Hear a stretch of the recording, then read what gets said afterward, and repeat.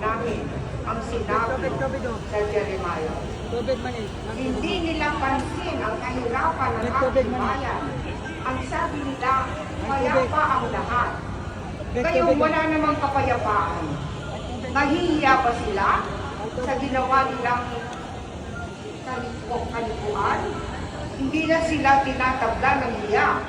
Makapal na ang kanilang mukha. Kaya't sila'y babagsak tulad ng iba. Ito na ang kanilang wakas. Kapag sila'y aking pinarusahan, akong si Yahweh ang nagsabi dito. Panginoon Diyos, inaalay namin sa iyo ang aming mga galit. Tanggapin ninyo ang aming hinagpis.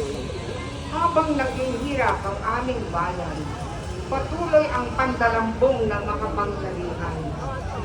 Pakinggan po ninyo ang malakas na tinig ng mamamayan. Katarungan ang katami-taming kalungkutan. At nais naming mapanagot at maparusahan ang pulot dulo ng korupsyon sa ating bayan.